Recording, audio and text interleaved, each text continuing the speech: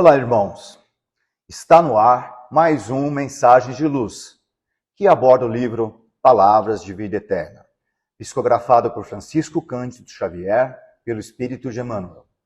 Eu sou Luiz Otávio, colaborador da Fraternidade Espírita Obreiros do Bem, e hoje tenho a honra e o prazer de receber novamente Sérgio. Tudo bem? Tudo bem, Luiz Otávio? Um prazer novamente estar aqui com vocês, você de casa também. Então, o tema de hoje é prossigamos. Prossigamos. Hoje nós vamos estudar o capítulo 34 do mencionado livro. Prossigamos. Qual é a passagem bíblica que é citada neste capítulo, Sérgio? Então, Paulo se dirige aos filipenses dizendo: irmãos, quanto a mim, não julgo que o haja alcançado, mas uma coisa faço, e é que, esquecendo-me das coisas que atrás ficam e avançando para que estão diante de mim. Então, Paulo faz um resumo aí da vida que ele levou, né, de perseguidor dos nazarenos, dos seguidores do Cristo, para agora seguir adiante, né, levando ser agora um semeador. Não esquecendo do passado, mas não ficar preso a um passado lastimando. A vida de Paulo nós podemos dividir entre antes do encontro com Cristo e depois do encontro com Cristo. Exato. Paulo teve uma trajetória extraordinária, porque ele foi de um extremo a outro, né? De um extremo a outro. Ele era um doutor da lei, que segundo a lei de Roma, os seguidores do Cristo estavam infringindo a lei por talvez adotarem um outro reinado. Exato. E por isso Saulo, então, os perseguia, né? Prendia, executava. Teve uma vida, assim, terrível. Até que, a caminho de Damasco, ele cai por terra, né? E aí muda completamente a vida dele. Até o nome. Até o nome, para Saulo. Então, dali para frente, ele pergunta... Para Paulo. Então, ele pergunta para Jesus, né? O que queres que eu faça? E aí a vida dele mudou completamente. Não é que ele colocou uma pedra, sabe, Luiz, no passado dele. Não foi isso. Ele apenas modificou, né, uma rota que ele estava num lugar errado, né? O passado não temos, né, como mudar o passado. O passado a gente tem que aceitar e aprender com ele. Exato. E o Emmanuel fala aqui pra gente, né? Por que a gente se imobiliza às vezes na estrada? A pretexto das amarguras acumuladas, ofensas recebidas. Então ele pede, lembra-se de Paulo, né? O apóstolo corajoso, né? Que sobrecarregado de problemas, porque ele, quando passa a ter um novo estilo de vida, tudo muda para ele. Né? Ele não tem mais aquele salário, não tem mais o poder, não tem aquele glamour mais. Ele passa a ser um tecelão vivendo de muita dificuldade. Além de ser expulso das casas onde ele ia, muitas vezes, até de parentes e de amigos, que até se sentia agora no desejo de vingança, né? Porque agora podiam fazer o que queriam com ele, né? E ele não desanimou, ele levou adiante. E ele, de acordo com as palavras de Emmanuel, neste capítulo, ele passou a ser um exemplo a ser seguido, né? Em relação ao que ele fazia no passado, em relação ao que ele passou a fazer.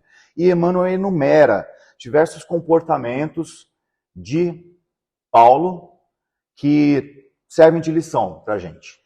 Primeiro que eu enumero aqui, Luiz, é a resignação. Paulo se resignou diante de tudo aquilo que veio para ele, que para a gente, o ser normal como nós aqui, se é que nós suportávamos, não é ser escancarado na nossa cara, cuspido no nosso rosto, não é? Abandonar a carreira. Abandonar a carreira, apontar para a gente o que a gente fez. Ele foi resignado, ele disse, não, tá tudo certo, eu entendo vocês, eu também era assim.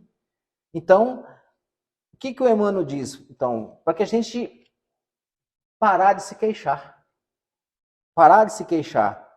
Cultivar, né, o desejo, a vontade, a coragem de seguir adiante, sabe? Não ficar preso à solidão, sabe? Porque se nós tínhamos antes uma cama maravilhosa para dormir, uma conta bancária boa e hoje não temos, são circunstâncias da vida. E Paulo encarou isso como um desafio que fez com que ele compreendesse, inclusive, a situação daqueles que não tinha quando ele perseguia. Né? Certo. E quais outros comportamentos que Emmanuel cita para a gente poder seguir o exemplo de Paulo? Para a gente não ficar lastimando os afetos que a gente perdeu, os companheiros, os amigos que muitas vezes deixou, a gente não seguiam mais ele, porque não tinha mais a mesma... Viraram as costas. Viraram as costas, não pertenciam ao mesmo grupo mas que eles. Mas mesmo assim ele não se lamentava. Não se lamentava. E ele termina aqui dizendo, olha, Paulo não se fixava nos espinhos que lhe ferreteavam a alma e a carne, não obstante reconhecer-lhe a existência.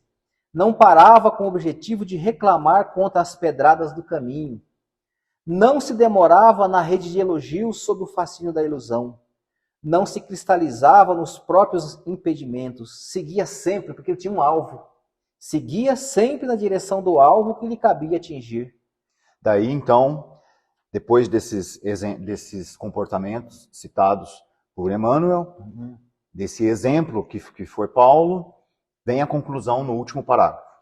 Então ele diz o seguinte: assim também nós, ele diz, endividados ou pecadores, pobres ou doentes, fracos ou inábeis, desiludidos ou torturados, uma coisa façamos.